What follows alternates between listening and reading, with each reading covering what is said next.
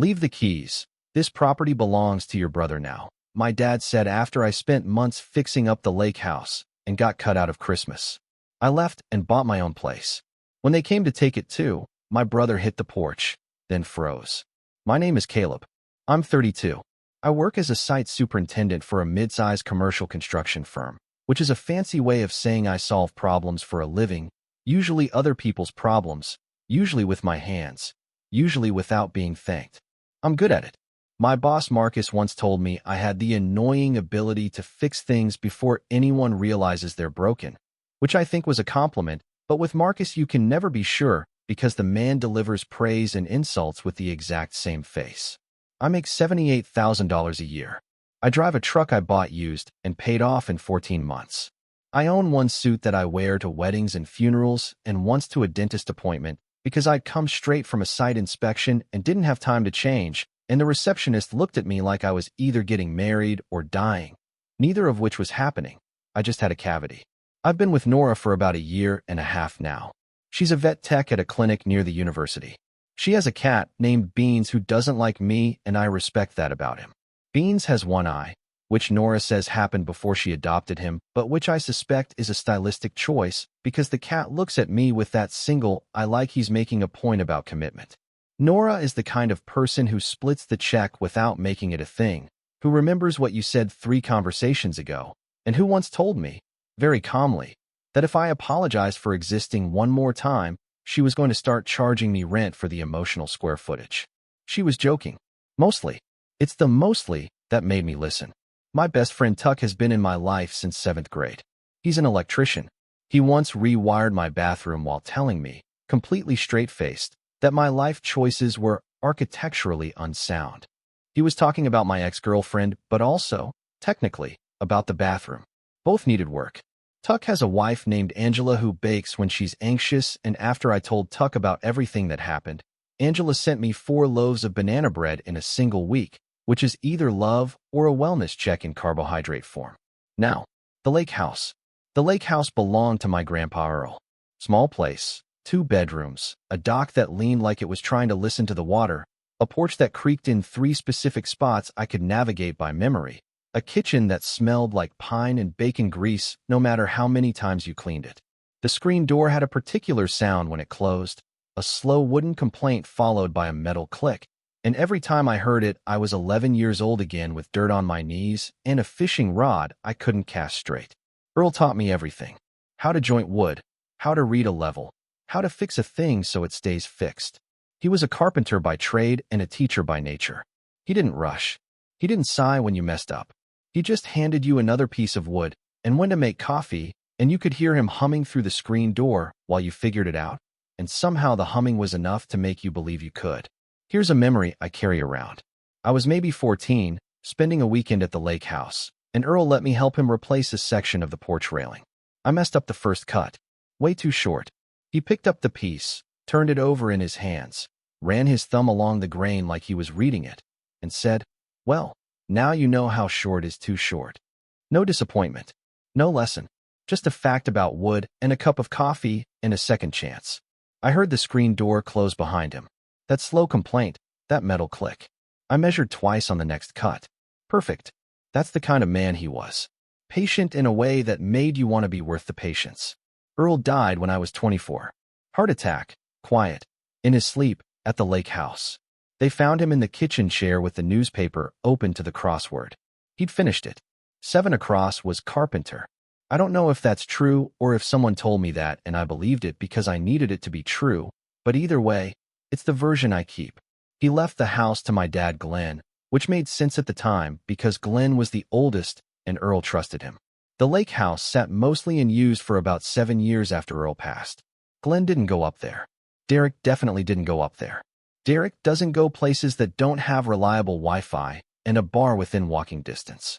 I went a few times alone, sat on the dock, watched the water do its thing, thought about Earl and crosswords and the smell of pine, drove home with the windows down and the radio off. Then last spring, Glenn called me. April. A Tuesday. He said the county had sent a notice. The lake house was deteriorating. Structural concerns. If it wasn't brought up to code within a certain window, there'd be fines, and eventually the county would condemn it. Glenn said he couldn't afford contractors and asked if I'd take a look. Take a look. The way you ask someone to check if the milk's expired.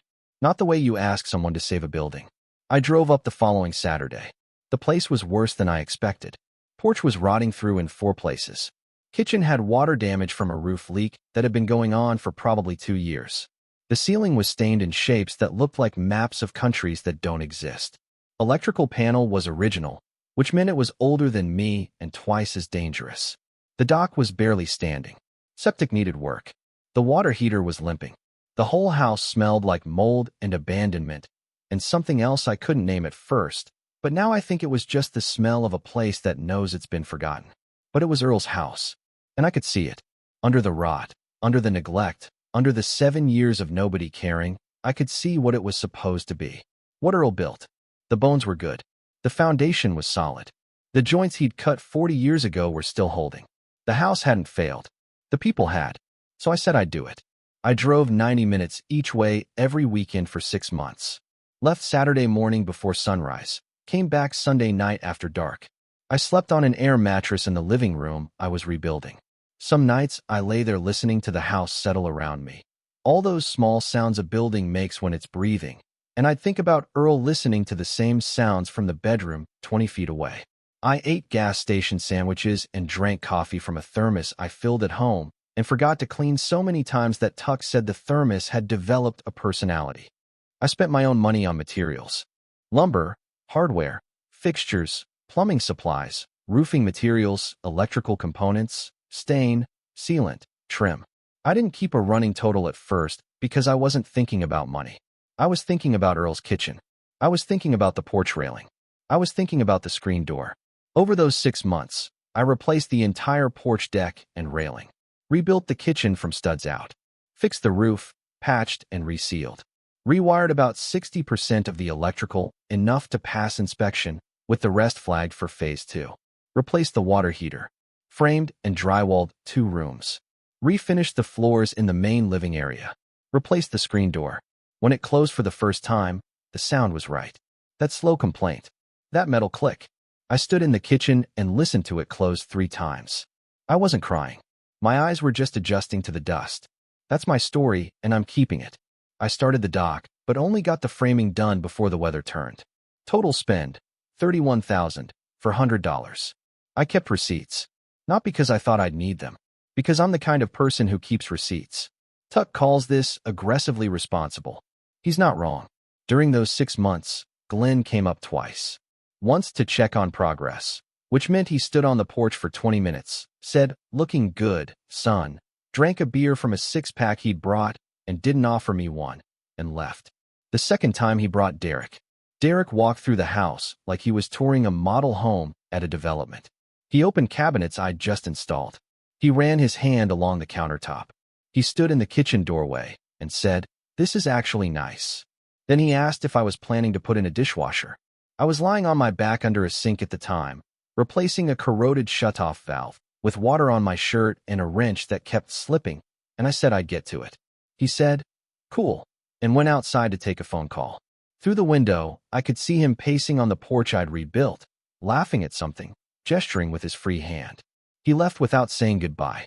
That was June. I should tell you about Derek. He's 29. He's the younger one. He has a degree in marketing from a school he took 6 years to graduate from and a series of jobs he describes as pivots, but which look, from the outside, more like a man stepping off curbs and calling it parkour. He's not a bad person. I want to be clear about that because it matters later. He's not evil. He's just never had to be good. There's a difference. My parents made his life frictionless, and he grew up thinking friction was optional. When he failed, they caught him. When I failed, they told me to try harder. He wasn't building the system. He was just benefiting from it. I don't think he ever stopped to ask why his life was so smooth and mine wasn't. Most people don't. It's not malice. It's comfort. Comfort doesn't need to be cruel to do damage. When Derek was 23 and between pivots, Glenn and Sherry co-signed a lease for him, paid 3 months deposit, and bought him a car. When I was 23, I was working 2 jobs to cover rent on an apartment with a radiator that sounded like a steel drum solo. I didn't ask for help, which is probably the problem.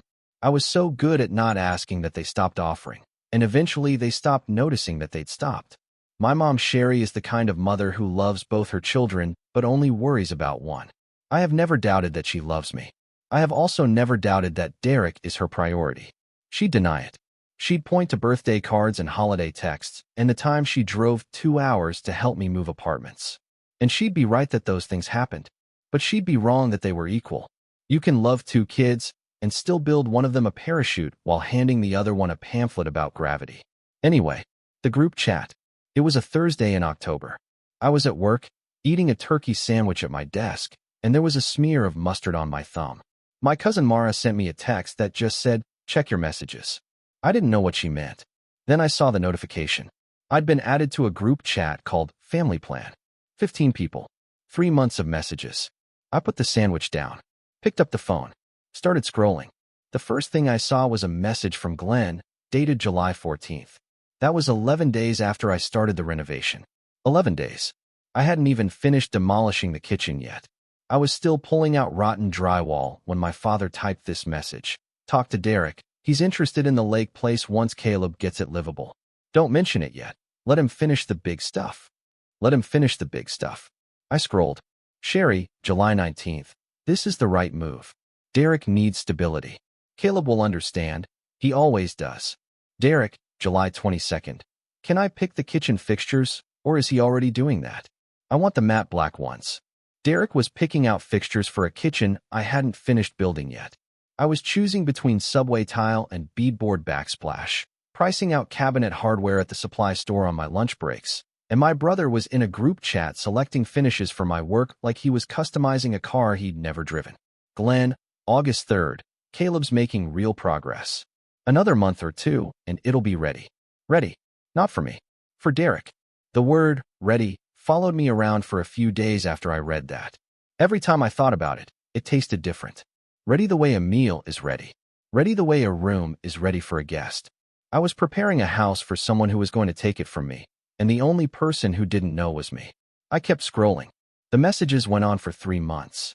My mother coordinating, my father planning, my brother decorating.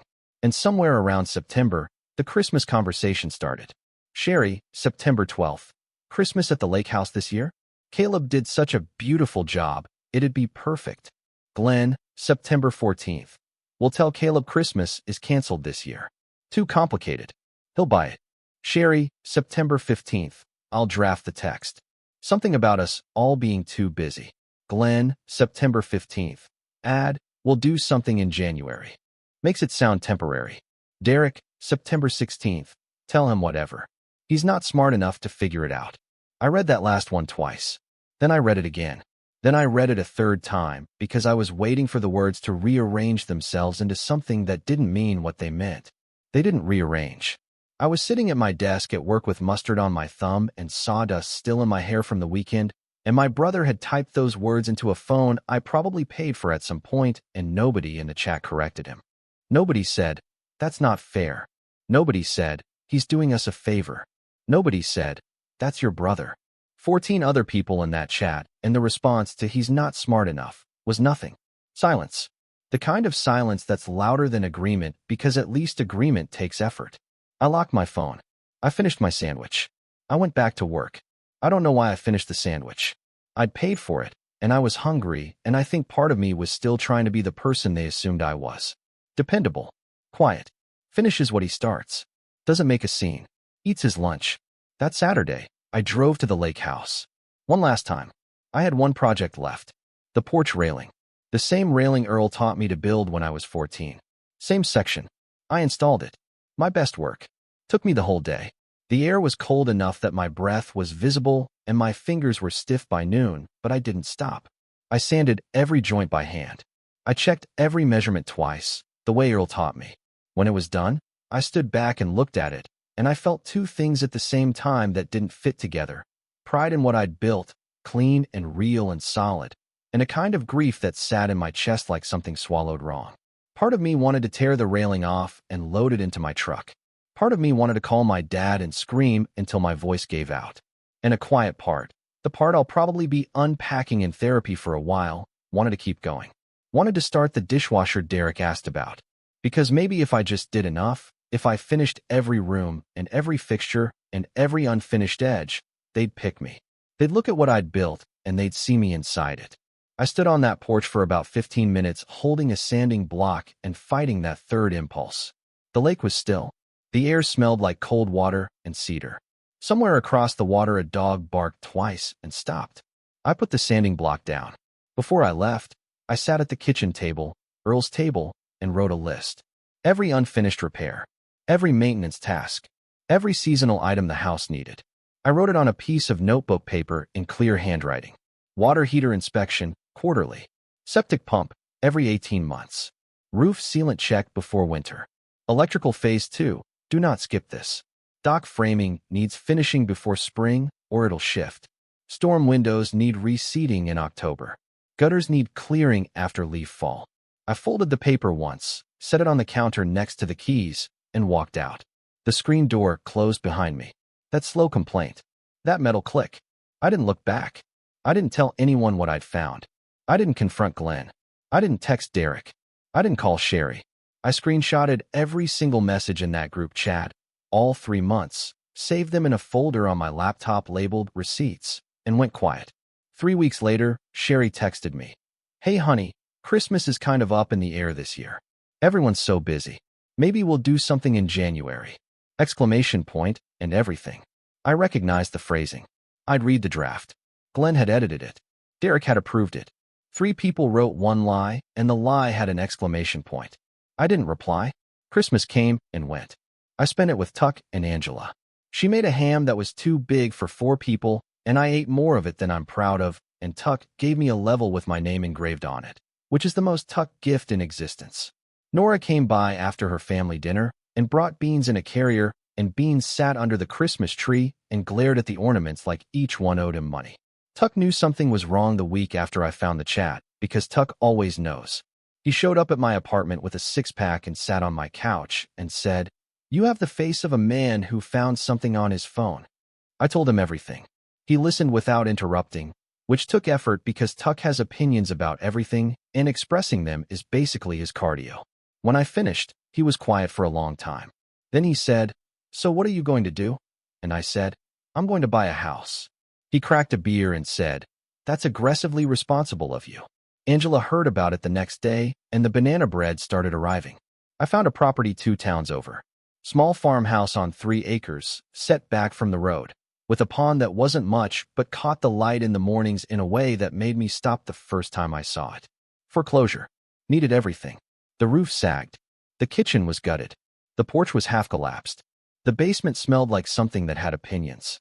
The listing agent was a woman named Dana who'd been in real estate in the area for 20 years. She had reading glasses on a chain and a handshake that meant business.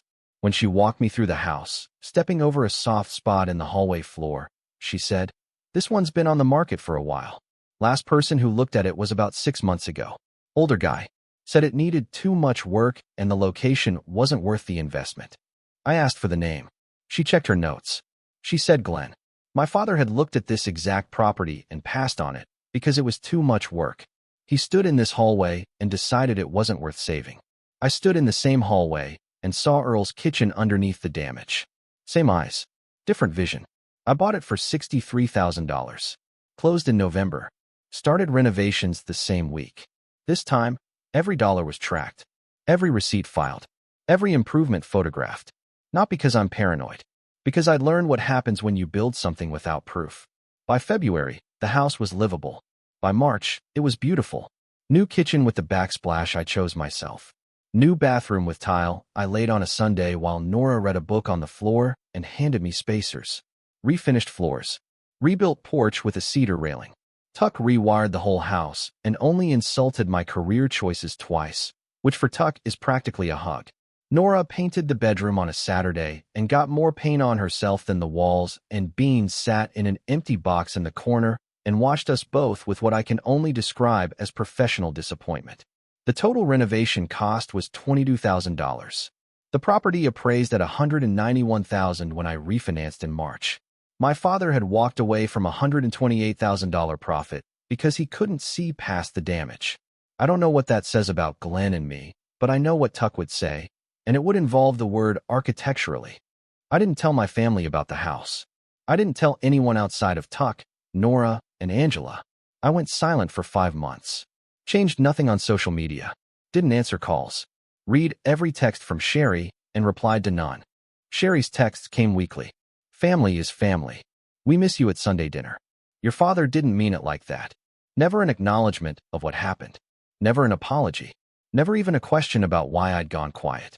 Just guilt wrapped in warmth. Apologies without the apology, like pressing a bandage over a wound without cleaning it first. 3 months into the silence, Derek posted photos of the lake house on Facebook. My kitchen, my floors, my porch railing. The railing I built on my knees in November air thinking about a dead man's coffee. Caption, finally got my own place. Hard work pays off. I counted the comments. 37 congratulations. Wow, Derek, that's gorgeous. You did all this? So proud of you. Not one person corrected him. Not one person typed my name. I saw the post through a mutual friend. I didn't react. I screenshotted it. Added it to the folder. Then the lake house started falling apart. It started with the water heater in January. Dead. Derek called a plumber who quoted $1,400 for a replacement. The water heater was item number 1 on the list. Then the roof patch failed during a March storm. The sealant I'd noted needed reapplying before winter had never been touched, and water came through the ceiling in the bedroom. The ceiling I'd hung drywall on while lying on a scaffold made of 2 sawhorses and a plank, and ruined the joint compound and the paint and the light fixture I'd installed on a Sunday evening while eating a granola bar because I'd forgotten to pack lunch. Then the electrical panel. The Phase 2 upgrade I'd written, do not skip this, next to, underlined twice. A breaker tripped during a cold snap and killed the refrigerator and the freezer. Derek lost about $600 in groceries. He posted about that too.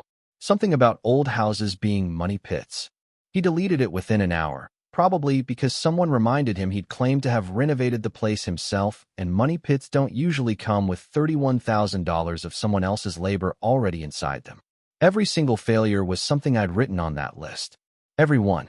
The list was still on the counter. I know because Mara told me. She'd been to the lake house in January, and the list was right there, next to a set of keys and a bowl of loose change that Derek had apparently emptied from his pockets. The list was unfolded, but the paper was still crisp. Nobody had picked it up. Tuck and I were sitting on my new porch, his boots up on the railing he'd watched me build, when I told him about the cascading failures. He drank his beer slowly and thought about it. Then he said, so the list was like a prophecy. I said, it was a maintenance schedule. He said, same thing if nobody reads it. Derek called 3 contractors to quote the remaining work. Each one walked the house and came back with numbers between $40,000 and $60,000. One of them was a guy named Paul who I've worked with on commercial sites. Paul is the kind of man who notices craftsmanship the way a musician notices pitch. He walked through the lake house, ran his hand along the kitchen cabinets, looked at the floor work, checked the electrical, and told Derek, whoever started this knew what they were doing. You should have let him finish. Derek didn't tell Paul that the whoever was his brother. Paul told me later over coffee at a diner near the highway. He had a granola bar in one hand and was shaking his head slowly. He said, the guy acted like the house did itself. Paul was laughing, but it was the kind of laugh that's just the body's way of processing something the brain hasn't caught up to yet. And then they came. That brings us back to the Tuesday in March. Derek's truck in my driveway. Glenn in the passenger seat. The gravel popping under the tires. I was inside. I saw them through the kitchen window. The window I'd installed myself, trimmed and caulked and leveled. I watched Derek get out of the truck. He was carrying a manila folder. Not flowers. Not an apology card. Not even a 6-pack. A folder. I could see the edge of a printed document inside it. The contractor's quote. He was wearing a jacket I hadn't seen before and boots that had never touched mud, and he walked toward my porch with the energy of a man who had a plan and had not considered the possibility that the plan might not work. I picked up my phone. I opened the screenshot folder. I found the one I wanted. Derek's message, September 16th. Tell him whatever. He's not smart enough to figure it out. I sent it to his number. Watched the blue check mark appear. Then I walked to the front door and opened it. Derek was on the porch. One step from the door. His phone buzzed in his pocket. He pulled it out. Instinct. He looked at the screen. I watched his face from 4 feet away. First, his eyes moved across the text the way your eyes move across something familiar but unexpected, like seeing your own handwriting on a wall you don't remember writing on. Then recognition. His mouth opened about a quarter inch and stayed there. The folder in his left hand dropped about 2 inches, not dropped, just sagged, like his arm forgot it was holding something. He looked up from his phone to me. I was standing in the doorway of a house I bought with my own money on property his father rejected, wearing a flannel with drywall dust on the sleeve, and I didn't say a word. Glenn was still in the truck. I could see him through the windshield, leaning forward, one hand on the dashboard, trying to read the situation from 30 feet away. Derek stood on my porch for what felt like a full minute. The wind picked up slightly. Somewhere behind the house, a bird was doing its thing, unbothered by whatever was happening between two brothers on a porch in March. Finally, he spoke. That was taken out of context. Out of context. I built him a house. I drove 90 minutes every weekend for 6 months. I spent $31,000. I slept on an air mattress. I finished a porch railing in honor of a dead man who taught me to measure twice, and my brother told the family I wasn't smart enough to notice they were stealing it, and when confronted with his own words, his defense was context. I said, "There's no context where that sentence gets better, Derek." He looked at the folder in his hand. I found out later it was the contractor's quote. $52,000. He'd come here to negotiate. He'd driven to the house of the brother he'd dismissed, carrying a bill for the damage he couldn't fix, expecting, what? A discount? A handshake? A family rate? For me to feel flattered that they needed me again? I stepped back inside and closed the door. I didn't slam it. I didn't say anything else. I just closed it, the way you close a book you've finished reading and don't plan to pick up again. Through the window, I watched Derek walk back to the truck. Slow, the folder hanging at his side. He got in. He and Glenn sat there. I could see Glenn's mouth moving, but I couldn't hear the words. Nobody got out. Then Derek started the engine, and they backed out of the driveway. The gravel popped again, quieter this time. Or maybe I just wasn't listening as hard. Glenn never got out of the truck. I don't know if that means he was ashamed, or just knew better, or just didn't want to walk 20 feet across gravel to face what he'd done. I'll probably never know which one. Maybe all three at the same time. People are like that. Tuck called me that night. I told him what happened. He said, "What was in the folder?" I told him. He was quiet for a second. Then he said, "So he brought an invoice to an apology meeting." I said, "He didn't think it was an apology meeting." Tuck said, "Yeah, that's the problem." Nora came over later. She didn't ask about the visit. She brought Thai food and sat on the couch, and Beans settled on the armrest closest to her and farthest from me, maintaining his boundaries with the discipline of a man who has drawn a line and intends to hold it. She said, "You okay?" And I said, "I think so." And she said, "Okay." And that was the whole conversation. She didn't push. She didn't analyze. She just sat there, and the food was warm and the house was quiet, and I realized that this is what it feels like when someone treats your silence like it's enough. Mara called about 3 weeks later. First real conversation we'd had since everything. Short call. She told me the family doesn't talk about me anymore. Not because they've moved on. Because my name makes the room go quiet. Not angry quiet, she said. Uncomfortable quiet. Like they know something shifted and they don't know how to unshift it. Then she said, "You know I added you to that chat on purpose, right?" I said, "I know." She said, "Good." That was the whole call. She never said sorry. She didn't need to. She did the one thing nobody else in my family was willing to do. She let me see it for myself and trusted me to do something with it. Derek hasn't texted since the porch. Glenn called once, about a month later. I let it go to voicemail. He said, "Caleb, we should talk about all this." He said, "All this the way you describe a leaky faucet. A thing to manage. An inconvenience." I saved the voicemail. I didn't call back. The lake house is still sitting with its problems. Last I heard through Paul, the water heater was replaced, but the roof work hasn't started and the electrical is still at 60%, and the dock framing shifted in the thaw exactly the way I said it would. The list is probably still on the counter. I don't know. I don't go there anymore. I'm sitting on my porch right now. It's evening. The light on the pond has gone gold, and the air smells like cut grass and whatever Nora's making inside, which involves garlic and some kind of optimism I haven't identified yet. Beans is sitting in the window, one eye on me, one eye on the general concept of disapproval. The cedar railing I built runs the length of the porch. Different wood than the lake house. Different design. Same hands. My phone is on the railing. Screen up. Derek's name just appeared. A text. I can see the first few words of the preview, but I don't read them. I look at the railing instead. Run my hand along the top where the wood is smooth and the joints are tight, and everything is exactly where I put it. Then I stand up and go inside. The screen door closes behind me. Not the same sound as Earl's, but close. The phone screen dims, then goes black. The message stays unread. The railing holds. I built that railing to hold weight. It's doing fine. Am I wrong for closing that door? Or should I have let Derek explain? Give me your verdict in the comments. Like the video and subscribe. Next story is already written.